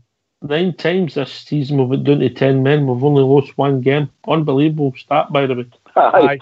Unbelievable. And you come. But you know, say that the way he invited them on to us, I think we got away with it a bit, because you know how many times we're not the best defence in the league by a long way, and to actually sit back and invite them on to us, and I think we got away with it a bit there for me. All right, but there's another way of looking at it. Although they attacked us down both wings, and they really did for a good 4 in that second half, We're two centre halves were absolutely immense. We've got to give them credit last night, because every headed ball, they got them out. That's a great point, because we've not heard for the gaffer, and he mentioned the 2 centre halves. So lads, if you don't get your mind getting yourself on mute, we'll hear from your manager, Stephen Gerrard, MBE. They give me everything. They give the fans everything and the club, and that's what we need against tough opposition like Aberdeen away at Pittodrie. I thought it was a fiery game, very physical game, but we stood up to the challenge, and at the right times we showed incredible quality. We had to hang on a little bit at the end at times, and it was difficult to find the formation to get us over the line, but Jermaine Defoe comes up trumps, and you know that's the reason why I tried so hard to get him to the door, because you know he had 1 chance, 1 goal there, and that gave us a little bit of breathing space at the end. You mentioned that in incredible quality, goals 2 and 4 in particular, just absolutely superb from your side. Yeah, I'm delighted with all the goals tonight. You know, Tav shows his nerve on the penalty. Alfredo's second goal was an incredible finish, takes his first goal well. Had another chance second half, and then Jermaine comes on and shows why he's been at the top of the game all the way through. But you know, give Aberdeen credit as well. They were a tough side. It was a hell of a game. It was physical, but delighted to take the 3 points home. It's so big. The players were under pressure before the game. And the performance showed that they care and that they want to push on from here. Defensively as well, the 2 boys in there were fantastic, standing up to Aberdeen, and then Nico coming on late on just to solidify it. I think what happened to Joe Waddle a few weeks ago, the way he's responded and come back has been top draw. I must give him a special mention tonight, and I can't think of words of Connor, because he's had 1 session or half a session because it was so light, and to come in having not played since Celtic and trained ever so little, he was a mountain for this club tonight. You've spoken about the need for consistency all season. Is there a real hope after 4 wins in the bounce, that performance tonight, this can be a platform? Yeah. We have to obviously decide on a team and a formation for the weekend, because it's going to be a tough game. Kilmarnock, we've had a tough night here tonight, so we need to recover well and try and get people fit and available for the game. We want to try and go into the next round of the Cup. And then, of course, you know, since Kilmarnock in the league, I've seen the reaction I've wanted to see, but we can't stop here. Aberdeen are not going to go away. Kilmarnock are not going to go away. So we need to keep pushing hard to find them form. we need to try and go on a run of games now and keep winning games. And a word for the supporters coming away up here and the noise all night to get you over the line. Wow, I mean, the atmosphere was brilliant. I really enjoyed the game up here at Pittodrie, but I'm lost for words for these fans because they're just incredible. What a man. Brilliant. What a man. Brilliant. Yeah. He's very fair, he's very honest, and he's just class. GFK. Yep, he is, definitely. Not like yourself. Of course I'm for Peterson Park, mate. Just a wee start before we hang me. You were talking about we done something on Wednesday night that we've never done this season before, and that's win 4 consecutive games. Oh, I thought you were going to say Bridge brought around. Sorry. That's the first time that they were into the middle of February, and that's the first time this season we've won 4 consecutive games. We've won consecutive 3 games consecutively, twice in the season, whether it be Europe or whatever. But no, so going into Saturday's game against Kilmarnock, we're looking to win 5 in a row, and that's something that we should be hoping that we can do. But getting back to the manager, I watched that today, as I usually do, and really impressed. He comes across with a man with a lot of integrity and a lot of knowledge, and he looks as if he's enjoyed his time as a Rangers manager. He can make himself a Rangers legend, and I hope that does come to fruition for him. But I could sit and listen to him all day, Oxford, all the pressers he does and the wee other interviews. It's really educational for me, although I've been going to see the Rangers just as long as you have. A lot longer. Yeah, well, maybe so. But it was another good presser, and it was good. They asked him the question about individual players. He praised Connor Goldson, which was good, and Joe Worrell. I mean, also, let's be honest about it. 2 weeks ago, after the Kilmarnock game, we could have got him on here. We'd have strung Big Worrell up, wouldn't we? Well, you know my feelings on Big Worrell, Oxford. It's out there to be thrown at. No, he has bounced back, mate. He's done all right since. And I put my hand up to him, and I bow to that. If he plays like the rest of the season and we come out with 55 at the end of the season, then I'll be the first one to put my hand up to the result. Another great presser for the gaffer. Will, you've been quiet for a while there. Stevie Gerrard, class act. Yes, mate. I absolutely love listening to him. Can't remember who it was, but one of the guys said he's probably the best speaker that we've had when it comes to the media, which is absolutely right. He's first class. I think the biggest thing for me that I'm happy with is the fact that we've improved the away form. That was obviously an issue with us, and now we're scoring 3-4 goals away from home each game, which is fantastic. And that's the kind of things you need to do if you want to give me a chance to win the league. So if we can keep that up, then we're absolutely in with a shout. But you're good point there, mate. Obviously we've played them once away from him. We've still to go there shortly. We went to Easter Road and we played Hibs after Park. Morelos had won any nights, nothing would go for him, and he made chance after chance. We went to Pittodrie, we've scored 4 goals. So but surely, I think we went to Tynecastle and won. Stevie Gerrard's getting it. Of course he has. He's getting it, Wheels, eh? He is, mate. He knows. He always knows what needs to be fixed and where we're falling short, and he knows how to fix it. That's the main thing for me. Do you know what I mean? That he knows where we're falling short and he's fixing it quickly. All right. Stevie for Bailliston, we've got a chance. The guy. When you listen to the guy, as I say, for me, his speech in front of the press is there's only one word describes it. It's impeccable. Everything about the guy, the way he conducts himself, even the way the guy dresses, even when you see him on the training ground, everything about him is just pure class, absolute class. He's never really cheeky. He keeps his conduct the way it should be in front of the press, and he's impeccable. That's the best word for him. He's just out and out class. Here. Yeah, nobody will deny that. The guy's got everything.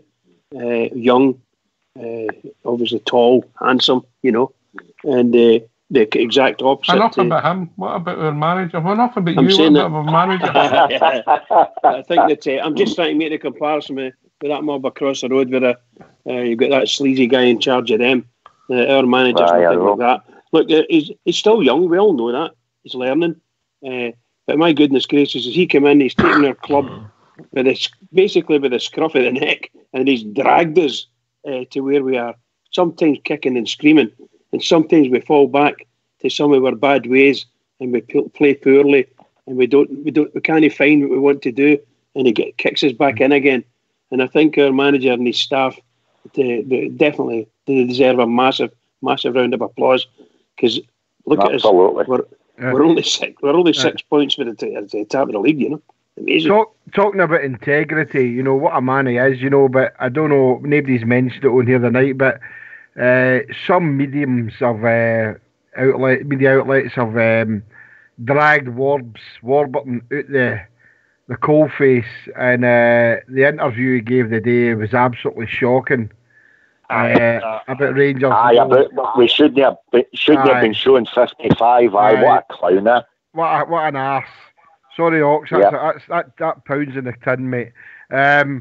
But I mean, you talk about integrity, and you look at a man like Steven Gerrard, who oozes integrity, and you listen to that today.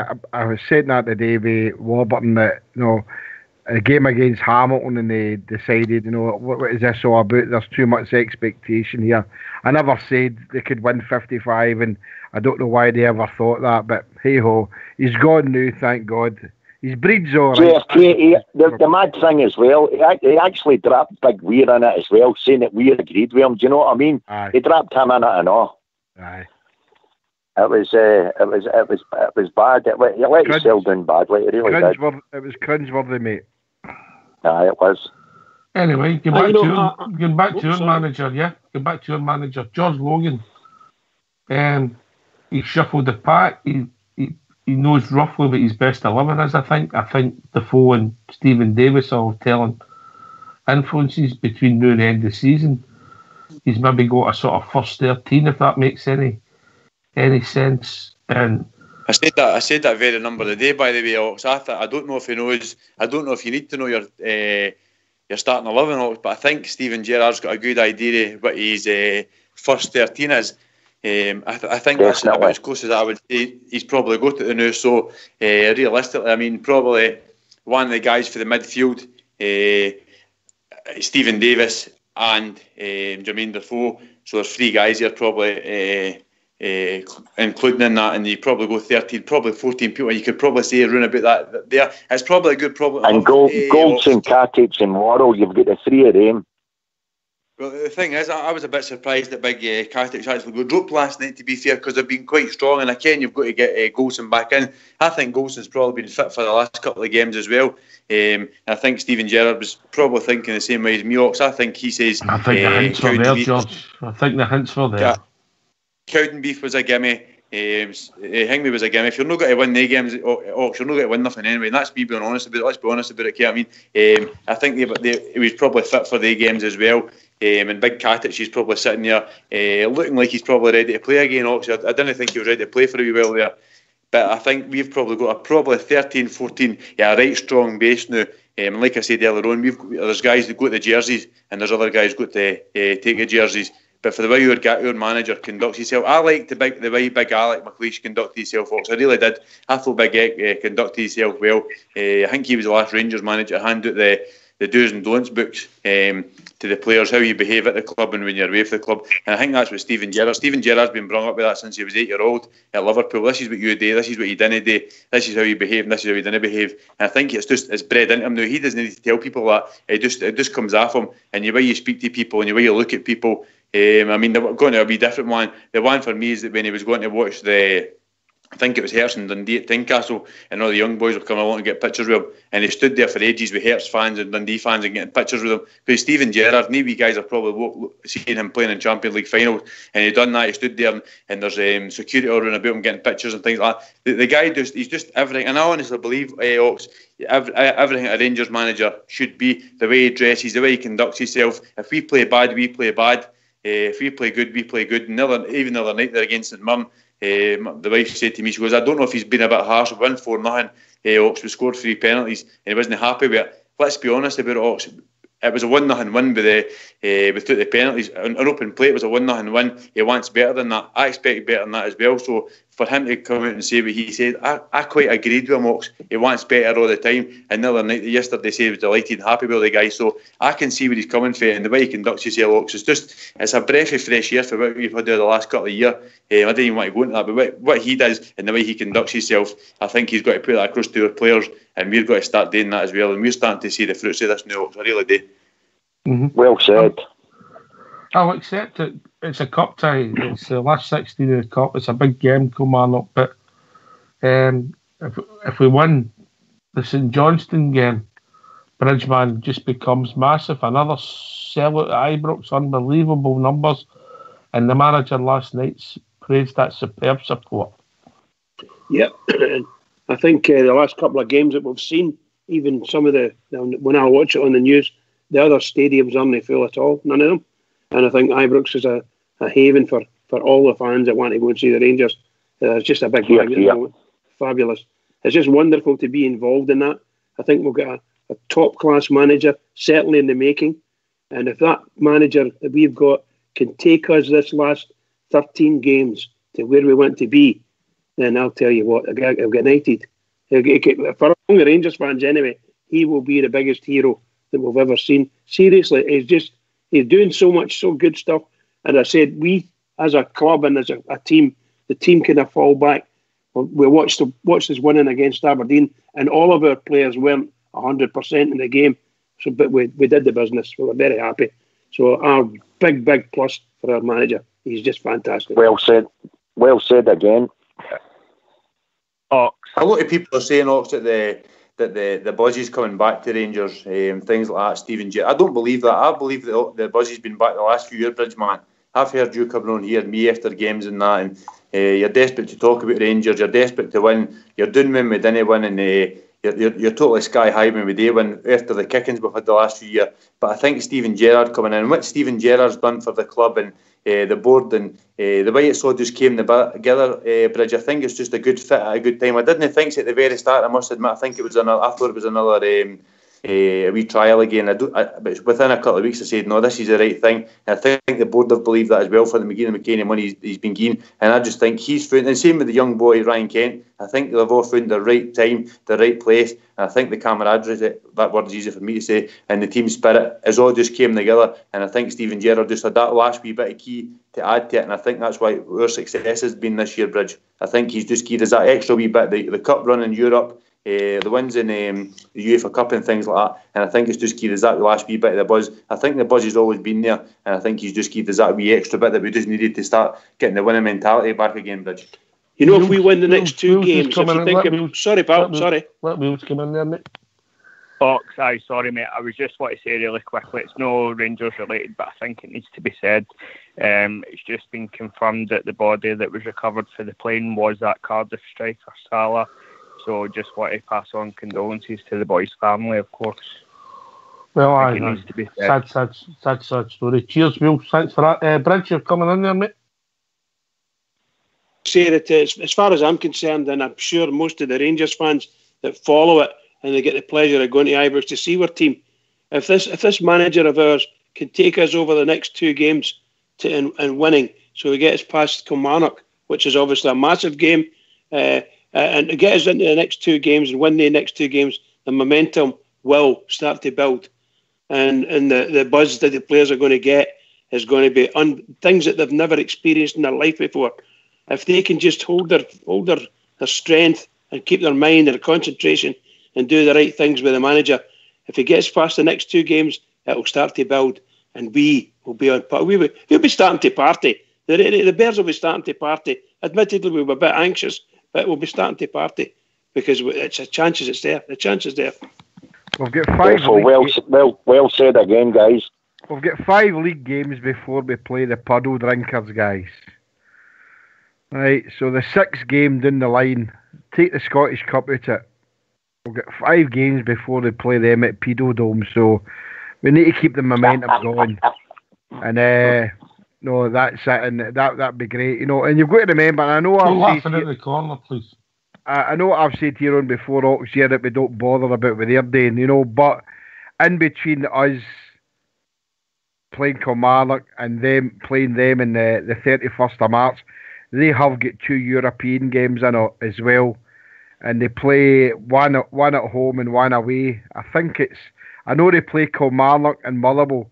I don't know who they play home and I don't know who they play away, but I would rather be in that position. I'd rather us were in Europe because of the run we had, but they've got an extra 2 games to play in that, and they've got a lot of injuries. If we can keep our injuries and keep Fred out of jail, as they say, then I think we can certainly give them a fright here coming up to that game. Of course we can. And we need to keep that momentum going, and that's what we must hope that the team does, with or without Fred. So let's hope Saturday, winning the Scottish Cup, and then St Johnstone in the following Saturday, and then it's Hamilton, and it's the spoon burners after that. We've got them to play before we play the puddle drinkers. Spoon burners, puddle drinkers, shaggers. Right, I'm trying to just work out all these teams are. Aye, well, I'm looking forward to it. I think this the last few weeks of the season is going to be exciting for the Rangers supporters. We just need a bit of luck. George Logan. That's it, Ox. That's what it needs. And a couple of weeks ago there, Ox, I mean, a lot of people were doing, and I was trying my hardest not to let myself get down, Ox. I'm still believing. I really am. I'm still believing. They're there for the taking. This is the closest we've been to winning the Premier League title in, I don't know, 7 or 8 years, whatever it is. We've got 6 or 7 years, whatever it's got to be. It might not be this season, Ox, but we're enjoying the run now, and I've got every faith in our manager and our team. And a couple of weeks ago, people were saying how far away we've got 5 points, and we've got an all-firm game to come up and things like that. And we've just signed Stephen Davis, and we've just signed Jermaine Defoe. They're no world beaters, Ox, but they're going to help our good team along the way. They're going to help young Ryan Kent, and they're going to help our young centre-halves. And I think it's probably two of the best signings we've made in a long, long time. Now, I can we've signed guys for a lot more money, guys that's came and done crazy things for us. We Alfredo, I mean, what a signing he's been. But these 2 signings at this time is probably just a good bit of the jigsaw, the key that I think if we're going to win this league, I think they're going to be the key. I still believe we're going to do it this year, Ox. I really, honestly believe we're going to do it this year. A lot of people running about me are saying, I think it's a way now, I think it's a way now. Keep believing. I'm going to do it, Ox. I'm going to do it until it's mathematically out my road. I'm going to do it because you know what? They're there for the taking. They're no clever. Let's see how how's that internet, mate? How's that internet? Oh, it's working a treat, Ox. It's working a treat. Everybody in the house is all happy. We're all talking again. There's nobody falling out. It's fantastic. I'm really pleased with you, mate. Can I just you can't. Can I just give a shout out to one of the boys in the lobby, Colin Niven, who a wee granddaughter, that know him personally, but his family had a granddaughter the day Amelia was born. So welcome to the Rangers family, and all the best to everybody concerned. Bridgeman. Well, what can we say? What a wonderful evening for discussion about football, about our wonderful club after such a marvellous victory last night. And I think all the guys put marvellous points forward, and you can't do anything but agree with them. Seriously, superb stuff. Great Rangers fans, every single one of us, in my opinion. Can I just say to these great Rangers fans all over the world, in particular Rangers fans here on Rangers Radio, every single one of us, keep it going for the Rangers, because the Rangers really, really need us. Keep it going for the Rangers. Yes, yeah. This has been Rangers Radio. Can I thank everybody for taking the time to call us this evening? All the regulars and all the boys that have joined us. It's been great hearing from everybody. We'll be back tomorrow night between 9 and 11 talking about all things Rangers. Take it away, old school boy.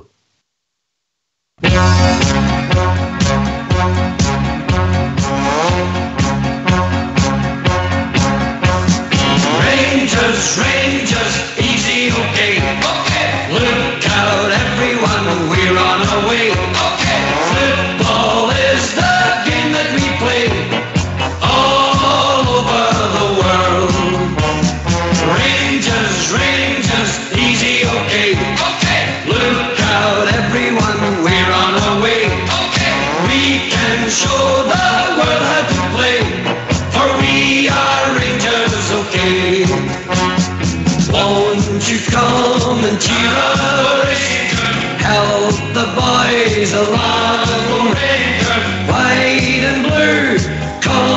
coming through with a song. Oh, Rangers, Rangers, easy, okay. Look out, everyone, we run away.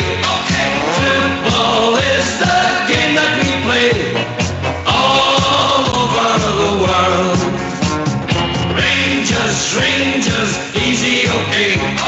Look out, everyone, we run away. We can show the world how to play, for we are Rangers, okay. We'll be there to do it, go Rangers. Do it if we can, go Rangers. Win the cup, hold it up in our hand. Oh, Rangers, Rangers, easy, okay. Look out, everyone, we run away.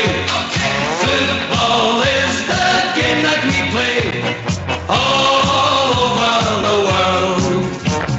Rangers, Rangers, easy, okay. Look out, everyone, we run away. We can show the world how to play, for we are Rangers, okay.